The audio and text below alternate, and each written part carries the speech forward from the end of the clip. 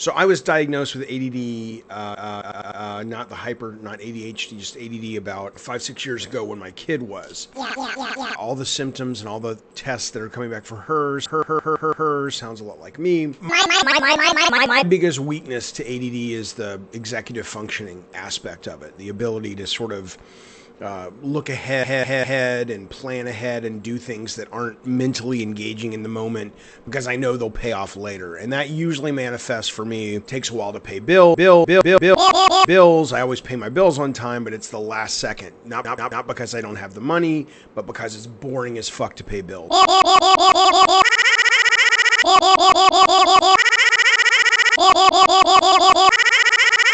So this is a tweet thread that went up yesterday from my friend Paris, who is wonderful, absolutely knows his stuff. So Paris's tweet says, "Dear game publishers, we are starting to see a pattern of brilliant ideas never truly realized due to rushed game development.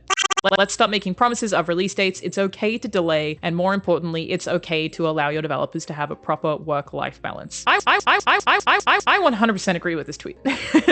I think directing this to game publishers is the correct thing to do rather than devs. And while I did reply to this tweet, I feel like I was more replying to the people in Paris's replies rather than Paris himself, because this tweet, we 100% on board. So what I said here was, while I totally agree / would prefer this, in a lot of cases these choices are made more so as a result of pressure from shareholders or the stock market, which is very, very hard to circumnavigate. The biggest takeaway, and this is a generalized statement but is true for a pretty significant number of publishers, is that in a lot of cases you are not the customer. People playing the games are not customers. The gamers are not the people that are actually being sold the product. The starting to see a real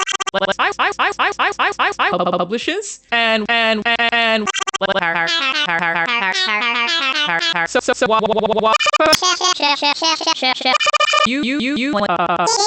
stock market is, the shareholders are.